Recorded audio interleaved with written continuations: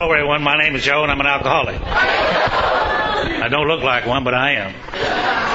And I've been sober ever since I could remember. Which is shortly after I quit drinking. But this is the purpose of Alcoholics Anonymous. Alcoholics Anonymous is a fellowship of men and women who share their experience, strength, and hope with each other that they may solve their common problem to help others recover from alcoholism. The only requirement for membership is a desire to stop drinking. There are no dues or fees for AA membership. We are self-supporting through our own contributions. AA is not allied with any sect, denomination, politics, organization, or institution. Does not wish to engage in any controversy, neither endorses nor opposes any causes. Our primary purpose is to stay sober and to help other alcoholics achieve sobriety. Went to the restroom there a while ago, and this lady tapped me on the shoulder, and she said, "Are you Joe of Joe and Charlie?" And I said, "Yes, ma'am." And she said, "You ever get nervous?" And I said, "No, not really."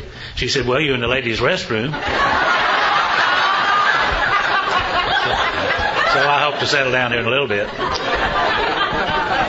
Before we get underway, though, I want to thank David and Laurie and everybody on the committee for putting on this thing. They did an awful lot of hard work doing this. We thank them for that.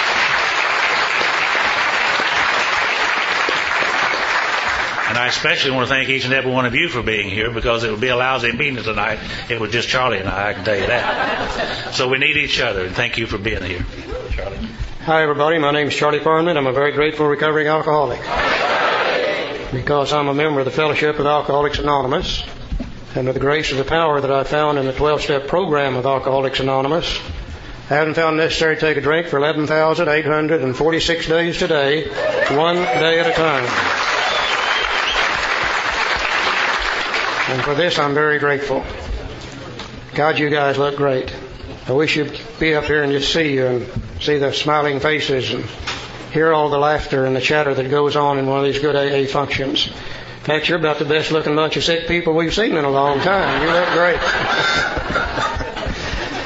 We always like to start one of these things with a little story, a joke of some kind. We love to laugh, and we love to hear other people laugh. And our book says we're meant to be joyous, happy, and free, and I believe that 100%. And I love to tell the story about the brain surgeon, because it deals with people like us. And this brain surgeon had developed a way to transplant the human brain in its entirety. They've been doing it with other organs of the body for years. He figured out how to do it with the human brain. This older fellow went to see him, and he said, "Doc, I've been having trouble with my brain. I can't think anymore, and I can't reason, and I can't remember anything. Is there anything you can do to help me?" And the surgeon said, "Well, let's give you a good physical examination first and see what kind of shape your body's in." So he gave the old fellow a good physical examination, and he said, "Oh, yeah, your body's in great shape." He said, "I believe I could transplant a brain into your head and everything would be great." And the old man said, "Well, great, what do you have to offer?" And the surgeon said, "Let's go up in the display room and I'll show you what we have in stock at the present time." He took him up there and he said, "On this case over here, I have the brains of an attorney." He said, "I transplant this in your head, everything would be great, cost you $25,000. The old man said, "Well, do you have anything else?" And he said, "Oh, yeah. In this case over here, I have the brains of a doctor." Said, "I could transplant this in your head, everything would be great, cost you $50,000. The old man said, "Well, do you have anything else?" And he said, "Oh, yeah. In this case over here, I've got the brains of an alcoholic." Said, "I'd transplant this in your head and everything would be great, and it'll cost you $100,000. The old man said, "I don't understand this deal. $25,000 for the attorney's brain, $50 for a doctor, and $100,000 for an alcoholic's brain?" Surgeon said, "Well, hell yes, man. It's brand new. It's never been used before."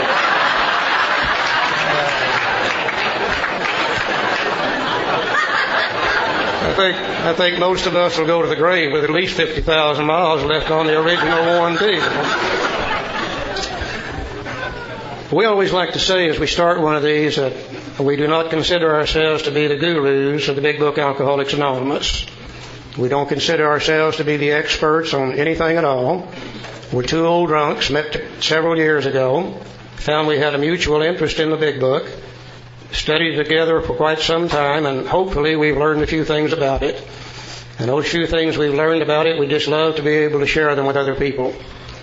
We do not attempt to speak for AA as a whole, and you are most certainly free to agree or disagree with anything that we say as you see fit to. In fact, if you hear us saying things that can't be reconciled with what's in the big book, we suggest you don't pay any attention to those at all, and we'll try to keep most of our comments on the big book itself. We also like to say as we start one of these that we know that the mind will only absorb about what the rear end will stand. Some of these sessions do become quite long. Tonight we're not going to attempt to take a break. If we do, we'll just be here too late. But if you feel the need to get up and move around during one of these sessions, please feel free to do so. That's not going to bother us at all. If you feel the need to get up and go out and smoke a cigarette or have a cup of coffee, please feel free to do that. It won't bother us at all. Or if you feel the need to go get rid of a cup of coffee, please feel free to do that. Let's don't sit there and suffer in silence. I also like to take the time to thank Laurie and thank Dave and thank all the other people that's had anything to do with putting this thing together. I know it takes a lot of work and a lot of time and a lot of sacrifice to do this. And I certainly thank them for doing so. And as Joe said, I thank you for being here. If we're going to study the big book, which of course we are this weekend, I think we probably need to go back and look at just a little bit of the history behind the book. And by looking at some of the history behind the book, see how it got to be here in the first place, I think it's going to make it much easier for us to understand the book as we go through it this weekend. So let's go to the forward to the second edition in the big book, Roman numeral 15, and let's begin to look at a little bit of the history behind the book itself. Joe? Yeah, there's a little formula that Bill used that might be helpful to you. It was to me. In all of Bill's writings, he does basically three things. The first thing he does is he explains what the problem is. He'll give us a solution for that problem. And then he'll give us a practical program of action to implement the solution that he just described. He does that over and over and over throughout all of his writings. And keeping that in mind, it helps us to see and understand Bill's writing. Do we have any empty seats anywhere? There's still 2 or 3 people standing back at the door. Do we have any? Here's one empty seat up here. Here's another one over here for a couple of people. Another one over here. 2 of them over there. So we can handle 3 or 4 of them in here still sitting down. I don't think anybody ever dreamed we were going to have that many people here tonight. Great to see you guys. Okay, the bottom of Roman numeral page 15 is the beginning. He said the spark that was to flare in the first AA group was struck at Akron, Ohio in June 1935 during a talk between a New York stockbroker and an Akron physician. We know this New York stockbroker is a fellow named Bill Wilson. I think we're treating Bill pretty good when we call him a New York stockbroker. He really wasn't. He was a New York City stock speculator. He made his living out of selling fast talking to slow thinking people, you know. I don't want to take anything away from Bill. He was a great man, but we all need to realize he was a real alcoholic, just like all the rest of us. And understanding that is going to make it easier to understand the book, because of course Bill is the primary author. The Akron physician is this fellow named Dr. Bob Smith. We'll be referring to them from time to time throughout the entire weekend. He said, now 6 months earlier, the broker had been relieved of his drinking obsession by a sudden spiritual experience following a meeting with an alcoholic friend who had been in contact with the Oxford groups of that day. A little later on, or a little further on in the book, when we get into Bill's story, we're going to see where Bill met with a fellow named Ebby Thatcher, an old alcoholic friend, a guy that Bill had drank with back when he was in school, an old drinking buddy. And Ebby Thatcher brought to Bill 2 vital pieces of information. He sat down with Bill and he said, Bill, people like you and I, if we are powerless over alcohol, if we're to recover from that condition, we're going to have the aid of a power greater than ourselves. And he said, I've been attending meetings with a group of people called the Oxford Groupers, and they told me that if I could have a vital spiritual experience, that during that spiritual experience I would find the power greater than human power, and I would be able to recover from alcoholism. He also said, Bill, they gave me a practical program of action, and they guaranteed me if I would follow that program of action, I would have the spiritual experience, I would be able to recover from alcoholism. And he said, look at me, Bill, it's been 2 months since I've had a drink. And this made a great impression on Bill. Bill knew Ebby, he knew how Ebby drank, and he knew that if Ebby had recovered from alcoholism, something greater than Ebby had to be working in Ebby's life. So Ebby gave Bill 2 pieces of information. He gave him first the solution, the vital spiritual experience. Then he gave him the program of action necessary to have that vital spiritual experience to find that solution. But that's not all the information Bill had to know in order to recover. He had to know some other stuff too. He had also been greatly helped by the late Dr. William D. Silkworth, a New York specialist in alcoholism, who is now counted no less than a medical saint by AA members, and whose story of the early days of our society appears in the next pages. And from this doctor, the broker had learned the grave nature of alcoholism. Again, as we get into Bill's story, we're going to see where Bill was placed in the town's hospital in the summer of 1933, withdrawn from alcohol by Dr. Silkworth. And after Bill's mind cleared up a little bit, Dr. Silkworth sat down with him and explained to him his ideas about alcoholism. And he said, Bill, I do not believe alcoholism is a matter of willpower. He said, I don't think it's a matter of moral character. And he said, I don't think sin's got anything to do with it. He said, I really believe people like you who are suffering from alcoholism are suffering from an illness. And he said, it's a very peculiar illness. It's a twofold illness. An illness of the body as well as an illness of the mind.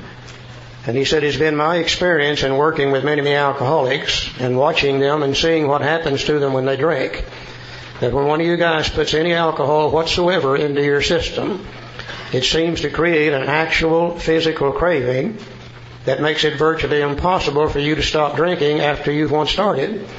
And he said, because of that physical craving that develops after you've had the first drink, you'll never be able to safely drink alcohol again as long as you live. Because the craving will always occur, you'll end up drunk and sick and in all kinds of trouble. And he said, that's why you can't safely drink alcohol. But then he said, you also have what we call an obsession of the mind. He said, an obsession of the mind is an idea that overcomes all ideas to the contrary. And it really doesn't make any difference how badly you want to stop drinking. It really doesn't make any difference how hard you try with your willpower. From time to time, your mind is going to tell you that it's okay to drink. And he said, you'll really believe that this time it's going to be different. And you'll take a drink, you'll trigger that craving, and you'll end up drunk and sick all over again. He said, you can no longer safely drink alcohol because of the body, and you can't keep from drinking alcohol because of the obsession of the mind. And he said, if you can't drink because of the body and you can't stay sober because of the mind, you become absolutely powerless over alcohol. So in the summer of 1933, for the first time, Bill knew what his problem was. You see, up until that time, he'd always thought it was willpower. He thought it was moral character. He thought it was sin. Why would he not? That's what everybody had told him up until that time. And for the first time, when Silky sat down with him and explained the exact nature of the illness, Bill understood his problem. And he said to himself, now that I know what's wrong with me, I'll not have to drink anymore. Self-knowledge will fix it. And we know that shortly thereafter, Bill took a drink, triggered a craving, couldn't stop, ended up drunk, sick, and in all kinds of trouble. A year later, in the summer of 1934, he's back in the town's hospital. Dr. Silkworth this time pronounced him as incurable. Told Bill's wife, Lois, that this guy's going to have to be locked up somewhere, or you're going to have to hire a bodyguard to go with him. If you don't, he's going to die during DTs, or he will become a wet brain within a relatively short period of time. And Bill said he overheard that. And he said fear sobered him up for a bit this time. We also know on Armistice Day, 1934, his mind told him it was okay to drink. And Bill took a drink, triggered a craving, and couldn't stop. Ebbie came to see him then in the latter part of November of 1934. Knowing the problem did not solve it. It's only after Ebbie brought him a solution and a program of action necessary to find that solution that Bill was able to recover from alcoholism. So he knew three things that any alcoholic that's going to recover needs to know. Number one, what is the problem? Number two, what is the solution to that problem? And number three, how do you find that solution? And knowing that information, then Bill was able to recover from alcoholism. Eddie began to take Bill to these Oxford group meetings. And our book says, though he could not accept all the tenets of the Oxford groups, he was convinced of the moral inventory, confession of personality defects, restitution to those harmed, helpfulness to others, and the necessity of belief in and dependence upon God, which were the tenets of the Oxford group, which later on, where they were expanded into the 12 steps of Alcoholics Anonymous. And one of the things that he liked real well about the tenets, though, was his helpfulness to others. He wanted to help somebody else as he'd been helped. He said prior to his journey to Akron, the broker had worked hard with many alcoholics on the theory that only an alcoholic could help an alcoholic. But he succeeded only in keeping sober himself. Bill liked to help other people, so he went about trying to gather up these people and take them to these Oxford group meetings. He was sending them up out of the gutter and taking them to the Oxford groups. He'd go into the bars and he'd pull them off the bar stools and take them to these. Most of them didn't want to go, but he was taking them anyhow. He was enthused about helping people to a solution. But after about 6 months of this activity, nobody was sober but Bill. And so Bill went to Lois and said, "Lois, I must be doing something wrong. You know, they don't seem to want to stay sober like I do." He said, "Well, why don't you go talk to Dr. Silkworth and see what he has to say?" So he went to see Dr. Silkworth and told him the same thing, that he was trying to help drunks to stay sober. Nobody seemed to want what he had. And he said, "Well, you know, I've heard about some of those shenanigans you've been pulling out there on those streets, been trying to cram that great white flash of spiritual experience down their throat, and they just won't accept it." He said, "Why don't you do for them the things that I did for you? Why don't you talk to them about the illness of alcoholism? Explain to them through your experience about the physicality and the obsession of the mind. And if you can get that through to them, then maybe you can talk to them about spiritual experiences." Dr. Silkworth said, "Bill, every alcoholic I know has two questions. Number one, why can't I drink like I used to without getting drunk? And number two, why can't I quit now that I want to?" And he said, if you will explain to them the exact nature of the illness, as I explained it to you, you will get their attention. And after you get their attention, then you can talk to them about spirituality. But tell them what's wrong with them first. Now, we don't think it's by accident that the very next person Bill talked to happened to be Dr. Bob in Akron, Ohio. Said the broker had gone to Akron on a business venture which had collapsed, leaving him greatly in fear that he might start drinking again. He suddenly realized that in order to save himself, he must carry his message to another alcoholic, and that alcoholic turned out to be the Akron physician. We all know the story of Bill standing in the lobby of the Mayflower Hotel. The business venture had fallen through. Everybody had left him. All of his business partners were gone. He's standing in the lobby of the Mayflower, counting the money in his pocket, and realized he didn't even have enough money to pay the hotel bill. And of course he was very low and very sad and very depressed. He happened to look through a door off the lobby into the bar. And I would imagine the lights were probably low in the bar. Music was probably playing. The smoke was thick. The laughter was great. And Bill said, "I believe I'll go in there. I'll be with people of my kind and I'll feel better." But as he started to go through the door, his mind began to think about taking a drink. And he said to himself, if I go in there, I'm going to get drunk just sure as anything. So in desperation, Bill made some phone calls. Came in contact with this fellow named Dr. Bob Smith. And I think we all need to remember that Bill didn't go there to sober up Dr. Bob. Bill went there to keep Bill Wilson from getting drunk. This physician had repeatedly tried spiritual means to resolve his alcoholic dilemma, but had failed. Bill was surprised to find out that Dr. Bob was already a member of the Oxford group. Dr. Bob already knew of the need for the spiritual experience. Dr. Bob already knew the practical program of action necessary to have it, but he had never been able to apply it to the depth necessary to recover from alcoholism because he didn't know what was wrong with him. He thought it was willpower. He thought he ought to be able to do it on his own strength. He thought it was moral character. He thought it was sin. Why would he not? That's what everybody had told him up until that time. But when Bill sat down with him and explained to him the exact nature of the illness, for the first time, Dr. Bob understood the problem.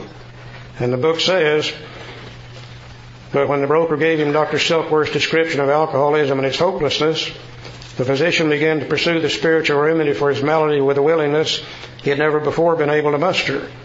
He's sober and never to drink again up to the moment of his death in 1950. And Bill did something with Dr. Bob that he'd never done before. All those alcoholics back in New York City he had tried to work with, he talked to them about the spiritual experience. But with Dr. Bob, he sat down with Bob, and he didn't even talk to Dr. Bob about Dr. Bob's drinking. I'm sure that Dr. Bob expected him to do that. That's what everybody else had done too. But Bill said, let me tell you about my drinking. And Bill began to relate his own experiences when it comes to alcohol. He began to talk about the many, many times that he was going home from work and just going to have a drink or two and then go home and have dinner with Lois. And he said something would happen in my body and I would be unable to stop drinking. And he said I'd end up drunk and I may not even get home that night or the next day or the next week.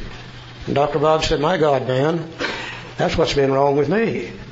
And Bill said, well, there's a doctor in New York City named Dr. Silkworth that explained to me that this is not a normal reaction to alcohol. that alcohol in our body produces this phenomenon of craving, this actual physical craving, and after we once started, we can't stop. He also told him about the many, many times that he had sworn off drinking. And he said, I've got a tremendous amount of willpower, and Bill did have. Self-made man, everything he'd ever done, he had done on his own strength unaided.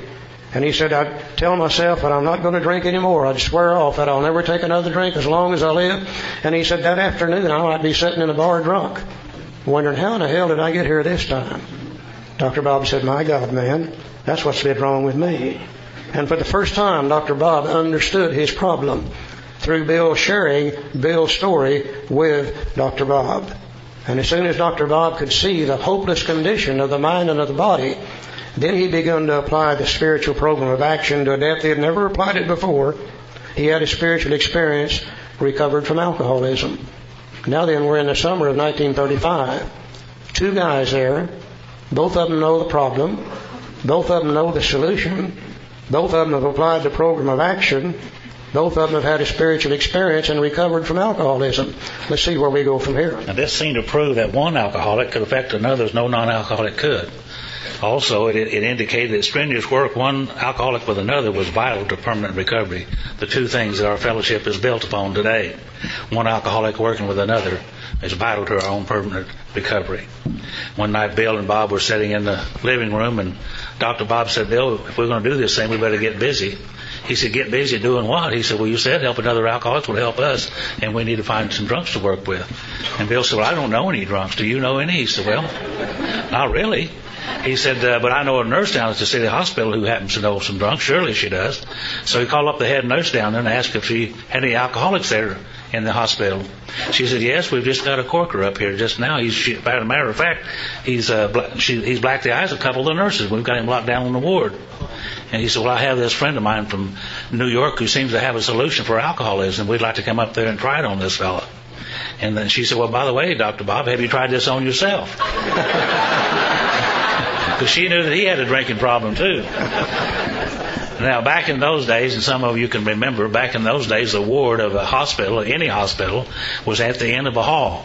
And they'd put some little fences around you there so that you could, little curtains there so you could be in somewhat private. You couldn't afford a private room or a semi-private room, so the ward was the end of a hall. And if it looked like you were going to die, they would take you off the ward and put you in a private room. Well, Dr. Bob asked the nurse to take him off the ward and put him in a private room. And he was sure that he was going to die. So the next morning they showed up there, Bill and Bob, and they sat down there and they did the same things that Bill had done with Dr. Bob. They didn't talk to Bill Dotson about Bill Dotson's drinking. They talked to Bill Dotson about their drinking. And he began to identify with these two fellows and said, you fellows really know and understand what you're talking about. He said, I drank just the way you fellows did.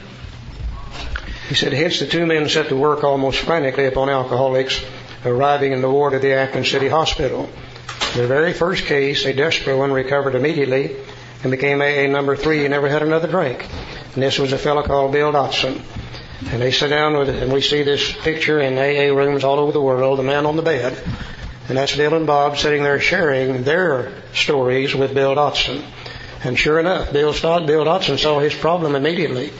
As they talked about this physical craving that develops in the body after we've had a drink, Bill Dotson said, yeah, that's like me. When they talked about this obsession of the mind that ensured that we would always go back to drinking, he said, man, that's happened to me countless times. For the first time, Bill Dotson understood his program, or his actual problem. Then they talked to him about spirituality. And Bill Dotson didn't particularly like the idea either. Like so many of us didn't particularly care for the spiritual answer to our problem. But 2 days later, Bill Dotson said to his wife, get my clothes out of the closet, I'm going home. And he got up and dressed and went home and began to apply the little program of action in his life. And sure enough, next thing you know, he recovered from alcoholism. Now we've got 3 of them there in Akron. This work in Akron continued to the summer of 1935. There were many failures, but there was an occasional heartening success.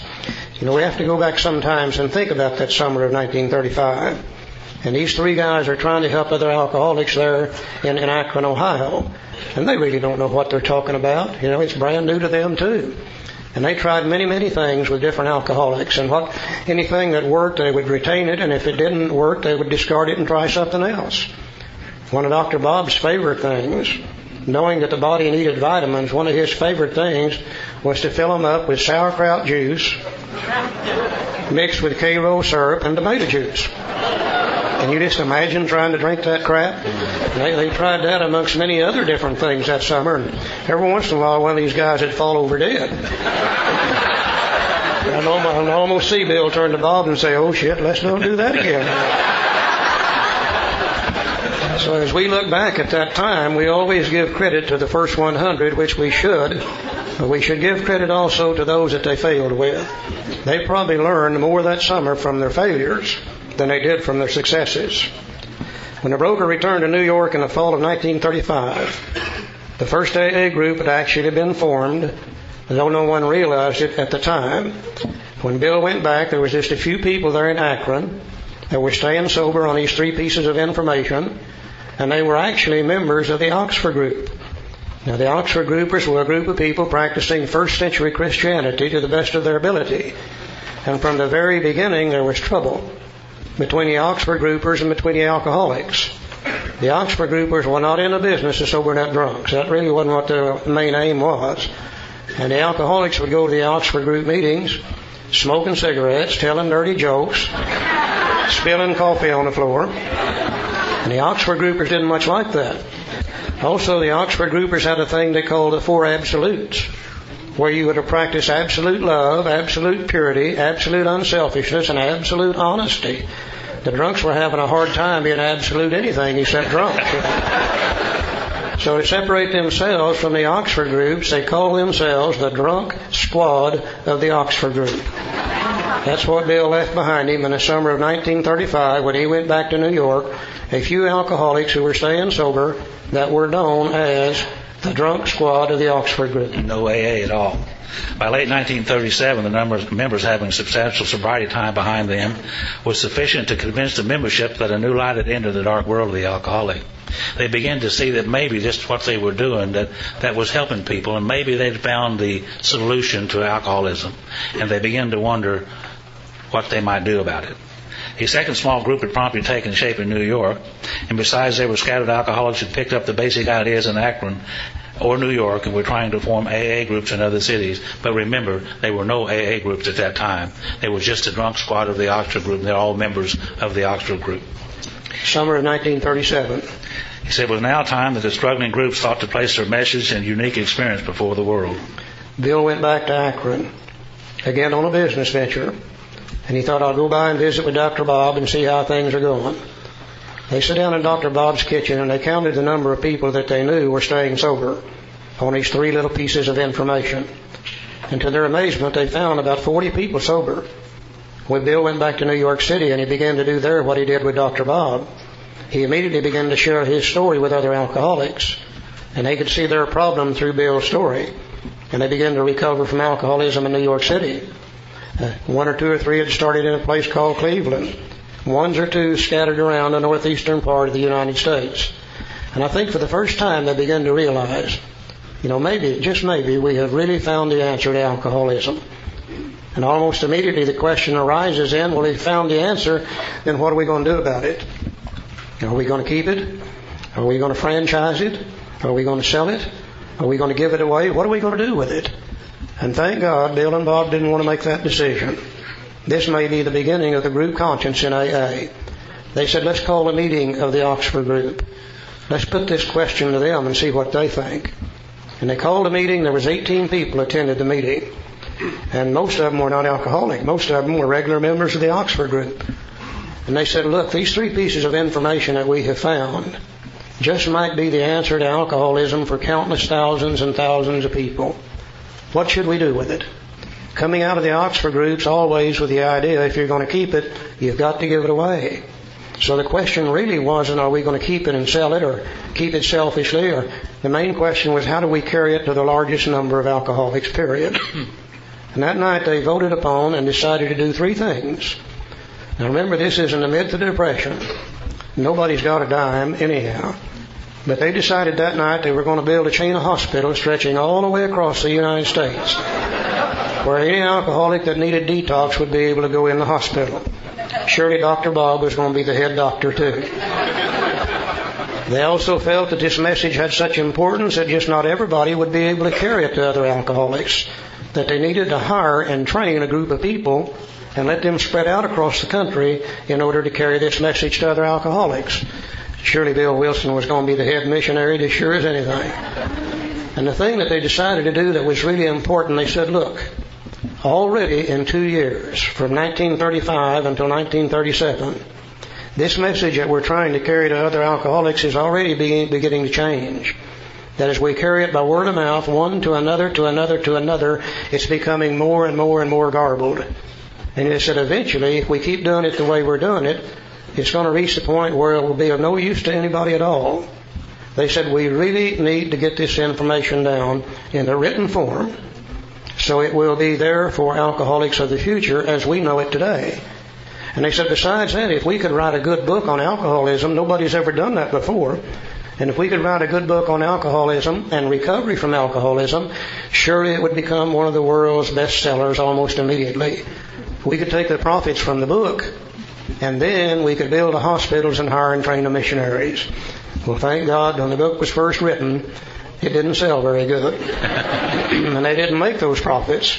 And thank God they didn't get to build the hospitals, nor did they get to hire and train the missionaries. But what they did do, they took their information that they'd been carrying one-on-one, word of mouth, one alcoholic to another, and they put it down in a written form so that you and I could have it today just exactly as they knew it in the summer of 1937. And they came out with the big book, Alcoholics Anonymous. I have to make an announcement. Room 335, they found your key out in the hallway there. Room 335. It'll be here after the meeting. So this determination bore fruit in the spring of 1939 by the publication of this volume. The membership had then reached about 100 men and women. And then after they wrote the book, they decided to meet and determine what they were going to call the book. You got to have a title for a book, right? So they met and somebody come up with, well, let's call it The Way Out. That sounded like a pretty good title for a book. So they did some research on that and found that there were some 12 or 13 other titles called The Way Out, so they discarded that. Somebody called and said, let's call it Comes the Dawn. Now that sounds like a pretty good name for a book. Yeah, great. But they talk about that for a while and discarded that. Finally somebody said, let's call it 100 Men. Now the men really like this idea. 100 men. That sounds good, doesn't it, guys? Well, then a woman joined the group. Well, they couldn't call it 100 men and a woman. So they discarded that. Bill was getting a little perturbed by now. He said, well, let's just call it the Bill W. Movement. Right. They voted on that in about 5 seconds and killed that. And there was some fellow there who, this is a story that I heard, and I don't know how true it is, but I like it. He was...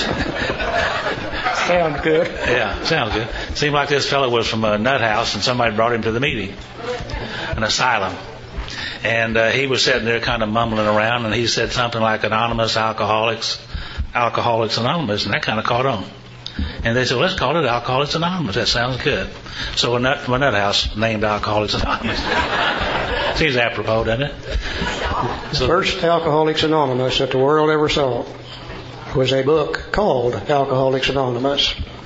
And contained in the book Alcoholics Anonymous is the story of how the first 100 men and women recovered from alcoholism. Now, the fellowship didn't have a name. They were still drunk squads of the Oxford groups. So the first Alcoholics Anonymous was a book called Alcoholics Anonymous that contained a program of recovery from alcoholism. My book says this fledgling society, this drunk squad of the Oxford group, which had been nameless now, began to be called Alcoholics Anonymous from the title of its own book. So the second Alcoholics Anonymous the world ever seen was a group of people called Alcoholics Anonymous. So we had two Alcoholics Anonymous, didn't we? We had a book called Alcoholics Anonymous, and then we had a fellowship called Alcoholics Anonymous. And in the beginning, the fellowship and the program in the book was one and the same. No difference between the two. The first 100 people who put the book together, they used the same program that's contained in the book. So in 1939, the program in the fellowship and the program in the book were just exactly the same. Now the book began to go out across the country, and slowly people began to buy this book. They began to read it and study it and do what it said to do. And they would recover from alcoholism, and they would start a new AA group. The first one in California started that way. The first one in Texas started that way. The first one in Oklahoma, Arkansas, and practically every state started through somebody getting the book and reading it and studying it and doing what it says and recovering from alcoholism and starting a new AA group. So the fellowship began to grow and expand from the information contained in the book Alcoholics Anonymous. And for several years there was never any question about the program and the fellowship and the program and the book not being the same. But as AA got bigger and bigger and bigger, they began to notice something that the first 100 didn't have. They began to notice the great strength and the great power that comes from people joining together who have a common problem and helping each other and supporting each other. Lots of power through that kind of fellowship. And they began to question the need for the severity of the program that was in the book. And somebody said, I don't really think we have to do everything this book says. Said, maybe we could treat it like a cafeteria, and we could take what we want and leave the rest, and everything would be okay. And somebody said, you mean we got to turn our entire will and life over to the care of God as we understand Him? And somebody else said, well, maybe let's just give Him the alcohol and we'll keep the rest. And they said, you mean we got to get rid of all of our character defects? Well, hell, we wouldn't have any personality left at all if we did that. And almost immediately they began to water down the program. And the program and the fellowship slowly began to change. And as the program and the fellowship began to change, it got in some cases where it really didn't resemble the original program at all. Some AA meetings you go to today, they talk about everything except alcoholism and recovery from alcoholism. They talk about sexual dysfunction, or they talk about meaningful relationships, or they talk about this and they talk about that. And if they didn't read the preamble before the meeting, you wouldn't even know you were in an AA meeting in some cases. So what we're going to do this weekend is we're going to talk about the program, not in the fellowship, but the program in the big book Alcoholics Anonymous. Yeah. Now let's look and see how successful this program in this book used to be whenever everybody was expected to follow the program in the book. Let's look at the recovery rate. I remember years ago I called my sponsor Franklin Williams and I said, Franklin, my program's not working. And he said, well, tell me about your program. And I told him, well, I'm mad at my wife and I'm mad at some people in the group and kind of mad at my boss and some other people who are at work, and my program's not working at all. He said, well, Joe, your program's doing exactly what it was designed for. He said, have you ever tried working the program? Yeah. So there's a lot of difference between my program and the program, I can tell you. Let's go to the top. Excuse me, go ahead. Yeah, I have a little pamphlet here, and this is my feeling that every alcoholic in the Alcoholics Anonymous ought to get one of these and read it. It's written by Bill Wilson. I didn't write it, he wrote it. And it's called Problems Other Than Alcohol. And on the third page there's a little extra up there that I like to read. And it says this. He said, sobriety, freedom from alcohol through the teaching and practice of the 12 steps is the sole purpose of an AA group. There's only one purpose. He said, sobriety, freedom from alcohol through the teaching and practice of the 12 steps is the sole purpose of an AA group. And we challenge you this weekend to go back to your group and see if the sole purpose from the comments you hear are about the practice and teaching of the 12 steps of Alcoholics Anonymous. Because that's the only purpose for an AA group. Let's go to the top of Roman numeral 20. And let's see how successful this thing really used to be when the program and the fellowship, the program and the book were exactly the same. So while the internal difficulties of our adolescent period were being ironed out, public acceptance of AA grew by leaps and bounds. For this there were two principal reasons: the large number of recoveries and reunited homes. Now these made their impressions everywhere. Of alcoholics who came to AA and really tried, 50% got sober at once, remained that way. 25% sobered up after some relapses. Among the remainder, those who stayed on with AA showed improvement. Other thousands came to a few AA meetings and first decided they didn't want the program, but great numbers of these, about 2 out of 3, began to return as time passed. If my math is correct, that's 75% of those people who came to AA and really tried got sober. I don't think in my area, I know in my area, we can't even fantasize about 75 or 50 or 25% of those people that are coming. I don't think we even talk about 10, maybe less than that. But I do know this, that in some areas that I have seen, including my own area, the people who are getting back to the program that's in the book, the recovery rate goes up. I have seen that all over the country. And that's what we're trying to do here today, is to try to get the fellowship to go back to the program that's in the book. And the recovery rate will go up. You know, I'm quite sure today that we can say without any doubt that less than 10% of the people that come to AA are recovering from alcoholism. And I wonder why that's true. It's very simple. They're not using the program designed to recover from alcoholism. Now, why aren't they using it? Well, I think it's very simple. I don't think anybody's telling them about it. You know, we're telling them to come to 90 meetings in 90 days and everything will be all right. Yeah, we're telling them just keep coming to meetings, put the cork in the jug, and everything will be okay. And I wonder how many people we've killed by telling them that. You know, I think one thing that's happened in AA, and I've watched it over a period of years, is slowly, people coming to us from other areas and other different kinds of programs come in here, and they want to talk about the program that they've learned out there wherever they were, which is natural. That's what I would want to do too. And a lot of the older AA members are saying, well, we can't identify with those new people at all. So what we're going to do is we're going to stay home. And when the older member does that, we abdicate our responsibility for AA, and we say, look at what those people are doing to our AA. We turn it over to the sickest of the sickest, who are the newcomers, and we're blaming them for the problem. No, I think our problem is that we don't have nerve enough to stand up and say, look, whatever you learned out there is probably great information, but that's not AA information. Here's AA information, and we sit down and we start talking about what the problem really is. We start talking to them about the obsession of the mind, about the physical allergy of the body. We start helping them see the hopeless condition of mind and body. If we don't tell them that, who's going to tell them?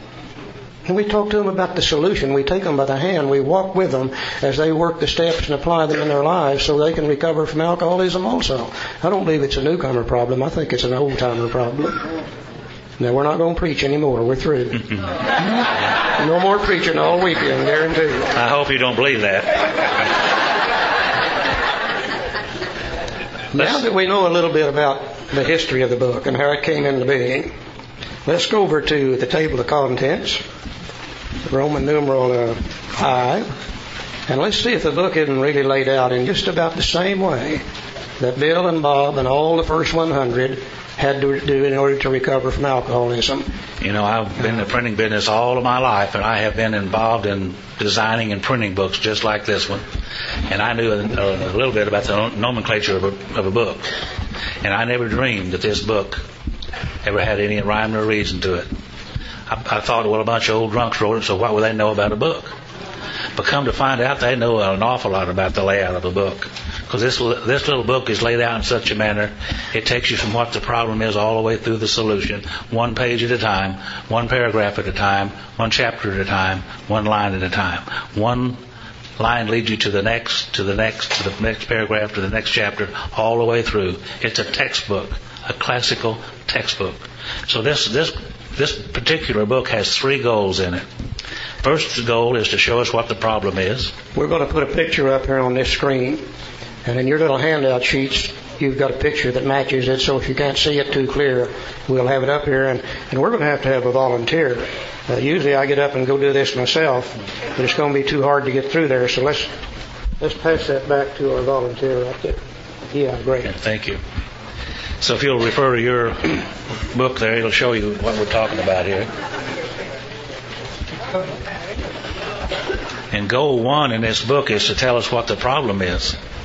And they're going to tell us what the problem is through the doctor's opinion and Bill's story, so that we can identify with another alcoholic who has the same problem that we might have. Goal 2 is going to tell us what the solution to that problem is. He's going to tell us in chapter 2 that there's a solution. He knew that we weren't going to like that solution any better than he did. Remember when Ebby presented Bill with a solution, he was aghast at that solution. He knew that we were going to be aghast at that solution too. So he gave us a little more information called More About Alcoholism, more about what would happen to us if we didn't accept the solution that he described. He knew too that we were going to have problems with that solution as he did. Remember, his mind snapped shut against that series. He knew that we were going to have those same kind of problems. So he wrote a chapter called We Agnostics. Agnostic means knowledge. You put the ag in front of it, it means without. those were us who were without knowledge. And he knew that we were going to have trouble with that, so he gave us some more information so we could better make a decision about that solution. Then also on chapter 5 and in chapter 6 and 7, and then the goal 3 is the actions necessary for recovery. And beginning with chapter 5, he said how it works. He's going to tell us how this solution works. In chapter 6, he's going to give us a little chapter called Into Action. Now, this is not into thinking. It's called Into Action. And action is a magic word in Alcoholics Anonymous. Chapter 7 is working with others. He's going to tell us then how to carry this message to other people. It took me years to realize that this book was written in a certain sequence, to convey ideas in that particular sequence, in order. Remember that Dr. Silkworth told Bill, he said, tell them exactly what's wrong with them. Explain to them the exact nature of the illness. Talk to them about the physical allergy, about the obsession of the mind. And he said, if you'll do that, you'll get their attention. Well, you'll notice the first thing in our book is the doctor's opinion. And through the doctor's opinion and Bill's story, we identify with Bill, just like we identify with each other on a 12-step call. But the new alcoholic, remember, in 1939, didn't have an AA group to go to. They had to make their identification through the big book. So through the doctor's opinion and Bill's story, we're able to see for the first time as a practicing alcoholic what our problem really is. We're able to see this physical allergy to alcohol, this phenomenon of craving. We're able to see the obsession of the mind. We're able to see another alcoholic who has that problem through the sharing of Bill's story. So in those 2 chapters, we're able to see everything we need to know about what our problem is. And we're really looking at step 1. And step 1 is simply that we're powerless. We're powerless over alcohol. Our lives have become unmanageable. And there's, for the first time, for the new alcoholic, is able to see that information and see it in their own lives. Now, if the answer is powerless, then obviously the answer to it would be power. So it's not by accident that the very next chapter in the big book after Bill's story is, there is a solution. And in that chapter to the solution, we'll see 2 powers. We see the power of the fellowship that supports us. We see the power of the vital spiritual experience which changes us. And Bill knew, as the same as he, that we're not going to like that idea of spirituality.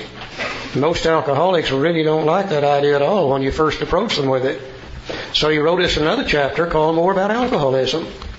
And in that chapter he tells us just exactly what's going to happen to us if we don't find that power. And then in the 4th chapter he gives us a power that we can begin to accept in our lives. So through chapters 2, 3, and 4 we see everything we need to know for step 2. Now if the problem is powerless and the answer is power, then the only other thing we need to know is, well, how do you find that power? And in chapters 5, 6, and 7 we see steps 3 through 12. The program of action that came out of the Oxford groups, expanded and rewritten by Bill for we alcoholics so we could understand it and accept it in our lives. And we have laid out in the book in perfect sequence, steps 1, step 2, step 3 through 12. I always kind of laugh when I hear people say, I'm going to go to a step study. And they're always talking about going to the 12 and 12 for a step study. Well, anytime you're reading in the big book Alcoholics Anonymous, you're in a step study. Part of it is for step 1, part of it for step 2, and part of it for 3 through 12. Exact, perfect sequence. It amazes me when I look at it. And that's the same sequence Bill had to know it. Same sequence Dr. Bob had to know it. Same sequence Bill Dotson had to know it. Same sequence all the first 100. So they just took their information and put it down in a written form in the sequence that they found it necessary to be able to do this stuff, and then gave it to us to use today to recover from alcoholism. And of course in step 12 it says having had a spiritual awakening as the result of these steps. So if we follow it as they did, then I think we could expect to get what they got out of it too. Recovery from alcoholism. Let's go to the preface for just a moment. Now, there may be some changes. If you've got the 4th edition, we're both working from a 3rd.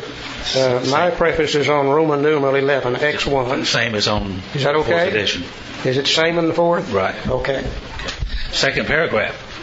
He said, because this book has become the basic text for our society and it has helped such large numbers of alcoholic men and women to recovery, there exists a sentiment against any radical changes made in it.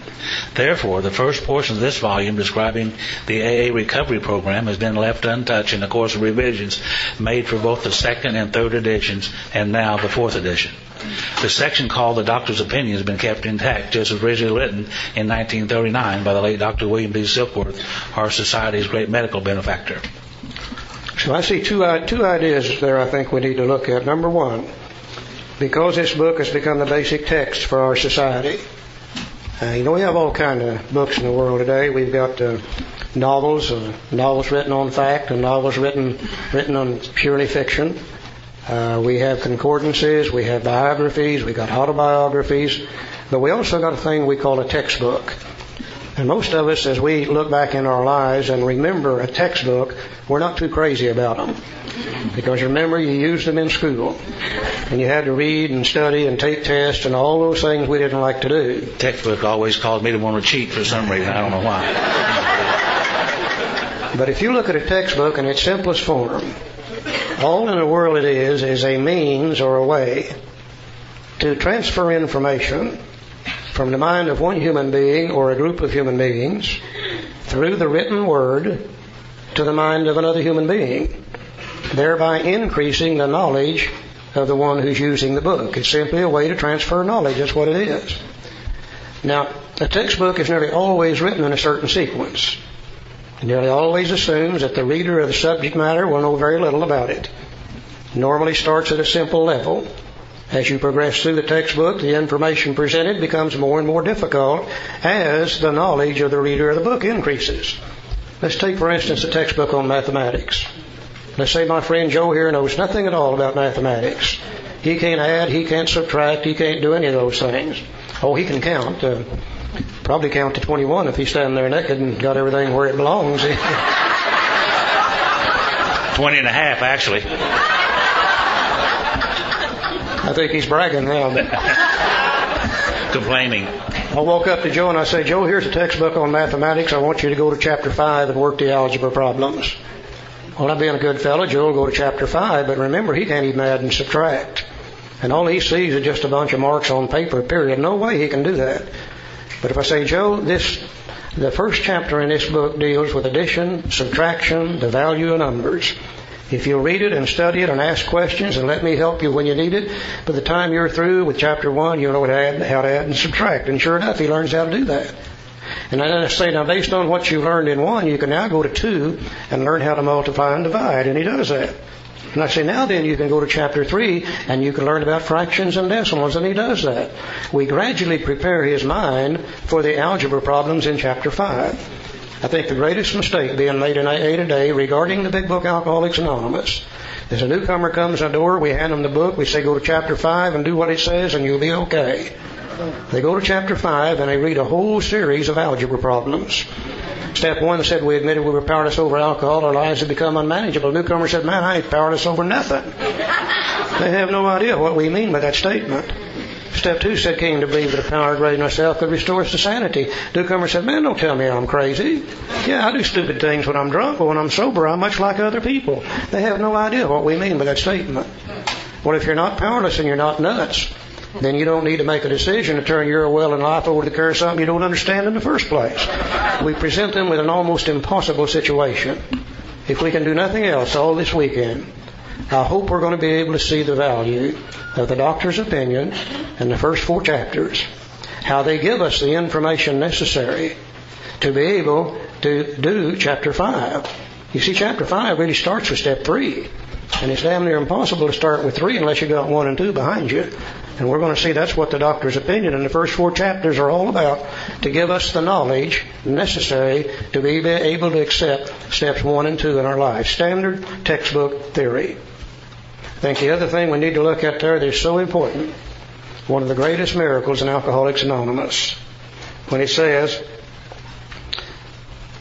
because this book has become the basic text for our society and helped such large numbers of alcoholic men and women to recovery, there exists a sentiment against any radical changes being made in it. Therefore, the first portion of this volume describing the AA recovery program has been left untouched. And I think that's the greatest miracle in Alcoholics Anonymous. We're now into the 4th edition. And so far, we've never found it necessary to change the actual recovery portion of the book. Page Doctor's Opinion, page 1 through page 164. And I think that's a real miracle. Because you know how we love to change things. And everybody that's ever read it has rewritten it in their mind at least twice. But collectively, we've never found it necessary to change it. I wonder why. Anybody care to venture? Because it works, doesn't it? Now, why does it work today? The same as it did in 1939. 3 reasons, I think. Number 1, alcoholics haven't changed. Alcoholics are doing the same thing they did today. They're doing the same thing today that they did in 1939. They get drunk.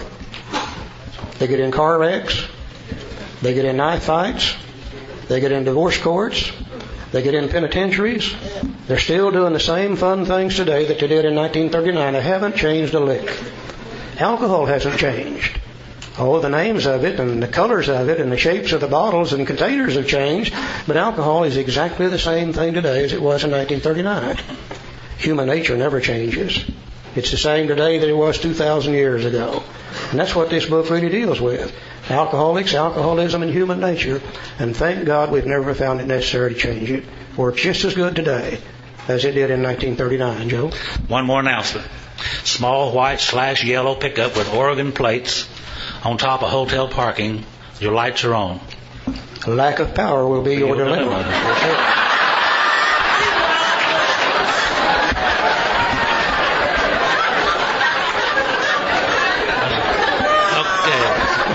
Let's go to the forward of the first edition on Roman numeral page 13, XIII. Forward to the first edition. And it says we, and that's probably the biggest word in all of Alcoholics Anonymous. We can do what I cannot do.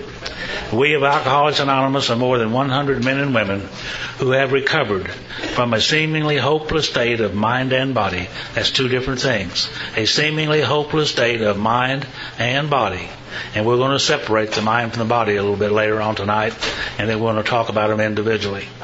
Now, this is to show other alcoholics precisely how we have recovered is the main purpose of this book. And when you see little italic words in here, I call them italics. Charlie called them squiggly writing, but they're really italics. But when you see italics in this book, it's very, very important. It says to show other alcoholics precisely how we have recovered is the main purpose of this book. Later on in our book, we'll see words like specifically, exactly, with clear-cut directions. So this is a book that's going to tell us precisely, specifically, exactly, with clear-cut directions on how to recover. And if I want to recover from alcoholism, guess what? I need to do precisely, specifically, exactly, following the clear-cut directions, or I may not recover the way they did. Again, I see 2 ideas in that little part that Joe just read. Number 1, we are more than 100 men and women. Most books I read are authored by one person. And when I read a book that's authored by one person, if I see something in there that I don't agree with, I usually say, well, who the hell are they to think they're smarter than I am? And I just ignore it. But if I do that with a big book, I must realize I'm not arguing with one person. The first 40 told Bill, they said, Bill, we want you to write the book. You know more about it than any of the rest of us. You've been sober longer than anybody else, and that was just a little over 3 years at that particular time. But they said, Bill, this is not to be your book, it's going to be our book. And as you write the chapters, we want to see them. And we'll add to, we'll change around, we'll delete from, we'll do whatever's necessary. And when we're through with it, it'll be the collective knowledge, experience, and wisdom of all 100 of us. So when I read this book today, I must realize I'm not reading a one-person book. I'm reading a book which has been authored by 100 people. And also that 100 people have recovered from a seemingly hopeless state of mind and body. The same thing that's killing me is a practicing alcoholic. So it makes it a little harder for me to argue with the book when I realize it's written by 100 of them. And also if they recovered from the same thing that's killing me. And that brings up the word recovered. You know, we hear fights go on about this all over the country. Can you recover from alcoholism or can you not? Well, I hope we can. If we can't, we're going to be in bad shape. You know, before I came to AA, I could not successfully drink alcohol without getting drunk, nor could I keep from drinking alcohol left on my own resources. The result was that I lived in a seemingly hopeless state of mind and body. I came to AA. You gave me a book. I followed the directions in the book. I've had a spiritual awakening. Now, I still cannot successfully drink alcohol, but I don't have to drink anymore. I've recovered from that seemingly hopeless state of mind and body. I will always be alcoholic, but I have recovered from a condition known as alcoholism. And you're going to see the word recover used all the way through the book. Recovered from that seemingly hopeless state of mind and body. I think it's important that we let the newcomer know, you betcha you can recover from that condition. You'll always be alcoholic. You'll never be able to safely drink. But if you do what we did, then you'll have to drink anymore. That's what this thing's really about. To show other alcoholics precisely how we have recovered is the main purpose of this book. You know, it's kind of like making cake. Let's go to a potluck meeting and somebody brings a strawberry cake. And that's my favorite cake. If you ever make me one, that's what I want. And that strawberry cake is just perfect. The texture is right, the taste is right, the moisture content is just perfect. And I bite into that cake and I say, who made this cake? Well, you being a good cook would say, I made it. And I'd say, well, would you tell me how? And you'd say, I'll be glad to. And you'll sit down and you'll write out for me a precise set of directions on how to make that cake. You'll tell me the ingredients to put in it, the quantity of the ingredients to put in it, the sequence in which to mix it together, the temperature at which to bake it, and how long to bake it. Now, if I take your directions in my kitchen and I follow them precisely as you've laid them out, when that cake comes out of the oven and cools off and I take a bite of it, I think I can expect it to taste just exactly like your cake tasted. But if I take those directions in my kitchen and my keen intellectual alcoholic mind begins to work, it might say, well, I don't know about 4 eggs. I think it ought to have 6. Instead of 2 cups of sugar, that's too much. Maybe it ought to just have 1.5 cups of sugar. Instead of baking it at 375, I believe I'll bake it at 450. Instead of baking it at 18 minutes, I'm going to bake it for 32. Now, when that sucker comes out of the oven and cools off and I bite into it, you betcha I'm going to be biting into a piece of cake. But I wonder how closely it would resemble your cake, which was my reason for making it in the first place. A precise, specific, clear-cut set of directions on how to recover from a seemingly hopeless state of mind and body known as alcoholism. That's what this book is about. It says, for them we hope these pages will prove so convincing that no further authentication will be necessary. We think this account of our experiences will help everyone better understand the alcoholic. Many do not comprehend that the alcoholic is a very sick person. And besides, we're sure that our way of living has its advantages for all. And I bet you there's some people in here who was just like me. When I first come to Alcoholics Anonymous, I had become everything I detested in a human being. Everything. And I was so ashamed of what I had become, I wouldn't even sit at the tables. I'd sit in the back of the room. And I'd look down at my feet. I was ashamed about being there. Because I'd become everything I detested. I did not like me. I'd been married and divorced to 2 women 7 times. And I had lots and lots of problems. Yeah. Would you say that again? Two women 7 times. My present wife, Phyllis, she says only twice, but I divorced her once and it wasn't even my turn. And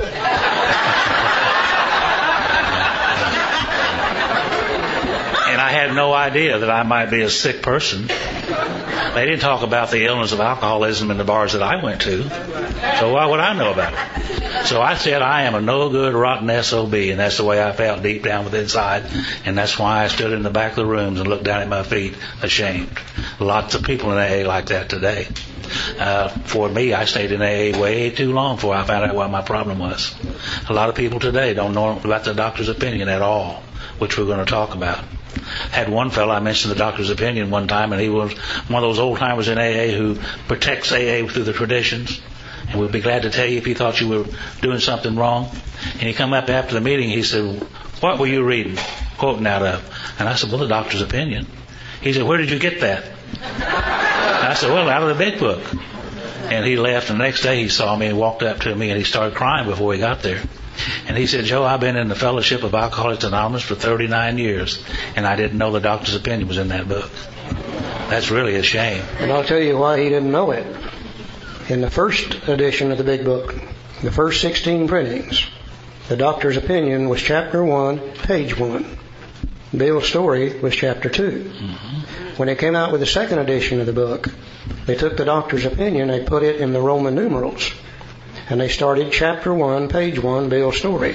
We don't read Roman numerals, do we? Nobody reads Roman numerals in a damn book. Nobody reads it. They quit reading the doctor's opinion when they did that.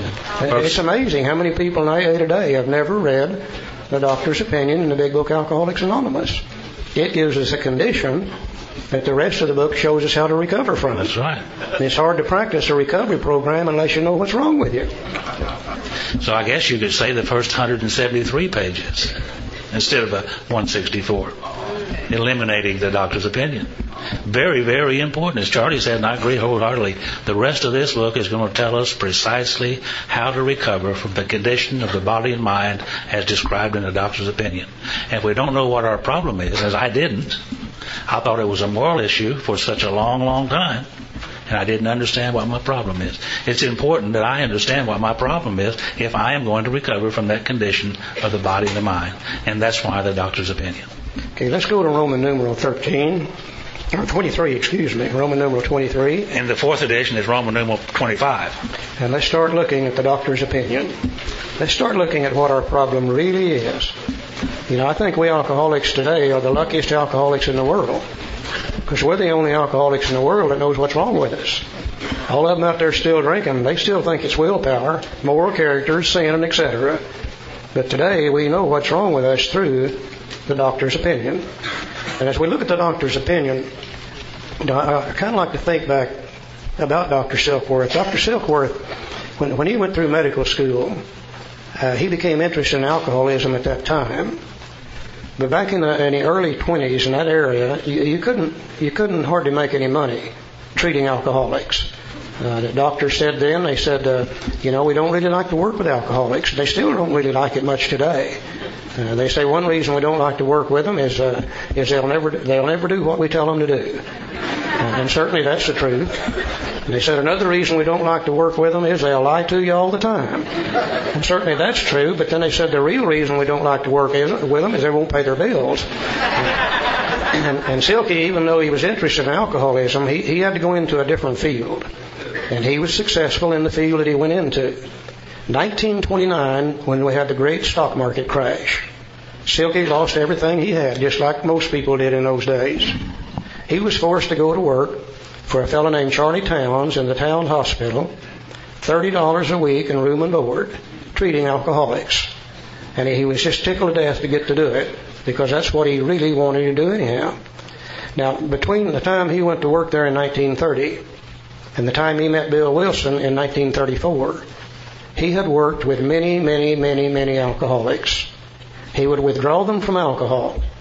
He would see them leave there in a relatively good condition. And the next time he'd see them, they'd be right back in there in worse shape than they were the first time he withdrew them from alcohol. But he also noticed some people that came in there with a drinking problem, he withdrew from alcohol, didn't come back. And it began to bug him, the differences between these non-alcoholic drinkers and the alcoholic drinkers. And there's where he began to develop his theories, his ideas, that the body of the alcoholic is different from that of the normal person, plus the mind of the alcoholic is different than the normal person when it comes to alcohol. And through treating literally hundreds and hundreds of us, he developed the theories regarding the illness of alcoholism. So it wasn't by accident that he was able to tell Bill Wilson what was wrong with him. He learned it by working with drunks. You know, today they do all this stuff working with rats. Silky didn't work with rats, he worked with drunks. And there's where he learned this information, and then he gave it to Bill, and then Bill, of course, passed it on to the rest of us. We owe Dr. Silkworth a great, great debt of gratitude. Prior to 1930, nobody knew anything about alcoholism. Prior to 1930, very few alcoholics ever recovered from alcoholism. Prior to 1930, they couldn't come up with a decent program of action because they didn't know what the problem was to start with. And it was always the non-alcoholic people who decided what alcoholism was. The non-alcoholics are the ones who said it must be weak will. The non-alcoholics said, that guy is a sinful human being. And non-alcoholics said that guy has a moral problem. We alcoholics didn't say anything. We didn't give a damn. We just kept on drinking, you know. But thank God Silky, being a non-alcoholic, could come up with this information by working with alcoholics. Many years ago, when Charlie and I first met, we would meet at conferences from time to time. And I met Charlie in 1974, and we would sit down and talk about this book, and then later on we'd meet at another conference a month or two later and get together somewhere with some of us and talk about this book. Well, in early 1975, we were in a hotel room somewhere in Tulsa, I think, and Charlie said something that night that really got me. He said, this illness that we're talking about is not one of moral character. It's not one of sin. It's not one of willpower. It's not that you're a no good, rotten SOB. He said it's an illness. And of course I said, well, if it's not one of those things, then what in the hell is it? Because I don't know. See, I'm dumb as a bag of hammers when it comes to alcoholism at that time. And he explained to me, out of the doctor's opinion, what the exact nature of my illness was the first time that I heard it. And then I began to get over that idea that I'm just a no good, rotten SOB. And of course I know today that unless an alcoholic can find a way to get over that feeling of being a no good, rotten SOB, those type of feelings will drive you back to drink. The guilt, shame, and remorse will drive us back to drink. So I think if we can look at this thing as an illness rather than a moral issue, we will have accomplished our goals for tonight. You know, a lot of people would have you believe today that alcoholism is a disease of denial. And I don't believe that. You can't deny something you don't know. I think it's an illness of ignorance. We didn't know what alcoholism was. And Silky tells us what alcoholism is, period. And I don't think he's going to use the word denial anywhere in the doctor's opinion. Let's look at it. Let's see what the problem really is. I'm not going to use the word disease either. It's not used in our literature anywhere when it comes to talking about alcoholism. He said the physician who, at our request, gave us this letter had been kind enough to enlarge upon his views in another statement which follows. In this statement, he confirms what we who have suffered alcoholic torture must believe. Now, there's no must in the fellowship of Alcoholics Anonymous that I'm aware of. No one can tell you what you must do or what you must not do. But there's a lot of must in this book. And there's one of them right there. As a matter of fact, there's some 73 must in this book. He said, we must believe that the body of the alcoholic is quite as abnormal as his mind. This is the first time we can find anywhere in written history a reference to the fact that the body is quite as abnormal as the mind. Everything up until this time, they always talked about the mind. Willpower, moral character, sin, and etc. This is the first time we see a statement anywhere in written history that the body is affected as well as the mind. That came from Dr. Silkworth. And we're going to separate the mind and talk about it in the body and talk about it in great detail, and then we'll talk about the mind in great detail. Two different things, and we're going to separate them so we can understand. Not only is he saying also that the body is abnormal, but the mind is abnormal too. Yep. And we're going to talk about both of those abnormalities. First one will be the body. He said, it did not satisfy us to be told that we could not control our drinking just because we were maladjusted to life, that we were in full flight from reality, or were outright mental defectives. Now, these things were true to some extent, in fact, to a considerable extent with some of us. But we're sure that our bodies were sickened as well. In our belief, any picture of the alcoholic which leaves out this physical factor is incomplete. The doctor's theory that we have an allergy to alcohol interests us. As laymen, our opinions to its soundness may, of course, mean little. But as ex-problem drinkers, we can say that his explanation makes good sense. It explains many things for which we cannot otherwise account. Now, if the purpose of a textbook is to transfer information from the mind of one human being through the written word to the mind of another, increasing the knowledge of the user of the book, and I think that's what a textbook is for, then it stands to reason that the transfer of the information is going to be made based upon the understanding of the words that are used in the book. If the writer of the book uses a word and has one understanding of it, the reader of the book reads that word and has a different understanding of it, the information that comes through then is going to be garbled and incomplete information. There seems to be a few key words in the big book that many of us have had difficulty with them, and I think one of the first ones is the word allergy. You know, most of us, when we come to AA, we assume that we know what an allergy is. I know when I came here, I knew that if you were allergic to something, and you got around it, or you ate it, or you drank it, there would be some physical manifestation or a physical indicator of that allergy that you could see. For instance, if you're allergic to strawberries and you eat them, you break out in a rash. The rash being the physical manifestation of that allergy. If you're allergic to milk and you drink it, you'll have a bad case of dysentery. The dysentery being the physical manifestation or indicator of that allergy. If you're allergic to certain plants, such as ragweeds, and you get around them, your eyes itch, your nose itch, they water, and you begin to sneeze. The itchy, watery eyes, the sneezing, are the manifestations of that allergy. So I knew if you were allergic to something, there had to be some physical manifestation to show you that. They came to me when I came to AA, and they said, Charlie, you're allergic to alcohol. You'll never be able to safely drink it again. And I said, how in the hell can I be allergic to alcohol? I'm drinking a quart a day. How can you possibly drink that much of something you're allergic to? And I said, besides that, when I drink alcohol, I don't break out in a rash, and I don't always have a bad case of dysentery. Once in a while I would, depending on what I've been drinking, but usually I didn't. It didn't make my eyes, nose itch, water, and cause me to sneeze. I said, I don't understand what you're talking about. You need to explain that to me. And their answer was, well, you don't need to understand. All you need to know is you just can't safely drink it anymore. Well, today I think I know why they told me that. I don't think they understood it a bit better than I understood it. Now, if you've got a keen intellectual alcoholic mind like I've got, and you get a question like that dangling out here in front of you, if you don't get the answer to it, sooner or later it's going to drive you out of your mind. And I went to person to person to person, old-timers, people have been sober for years, asking them to explain to me, what is this allergy thing? Yeah, it's here. Well, what is it? And the answer always was, well, what difference does it make? You just can't drink. That's all you need to know. And another one said, forget the damned allergy. Just keep coming to meetings and you'll be all right. And finally, one day, in sheer desperation, I went to a source of information that's never failed me since that time. I went to a Webster's dictionary, and I looked up the word allergy. And I found several definitions for it, the same as you do with practically any word, depending on how you use it, but I found the one I think fits me exactly. It said an allergy is an abnormal reaction to any food, beverage, substance of any kind, an abnormal reaction. So immediately I began to look back through my drinking history to see where I was abnormal.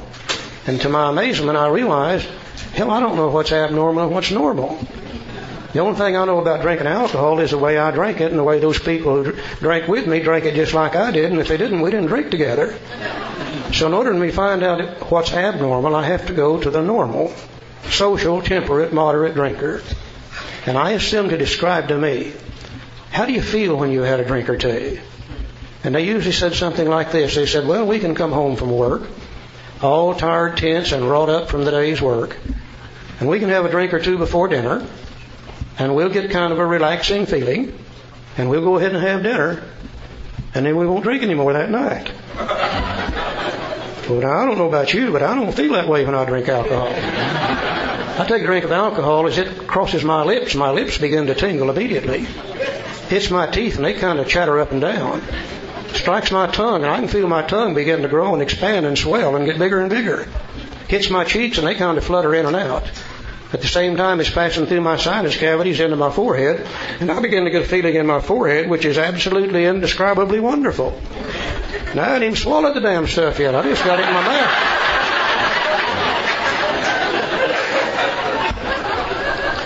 When I swallow it, you know what happens. As it goes down through my esophagus, I can feel my chest begin to grow and expand and get bigger and bigger and bigger.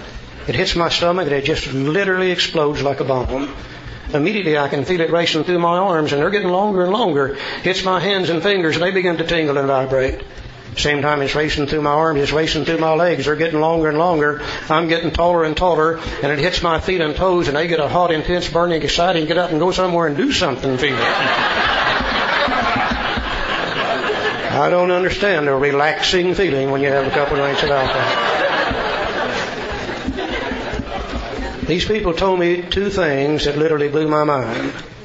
They said, Charlie, when we have a couple of drinks, we begin to get a slightly tipsy, out of control feeling. And they said, we don't like that feeling. Therefore, one or two drinks is all we want to take. And today I realize that is the normal reaction to alcohol. For the normal person, alcohol is a depressant.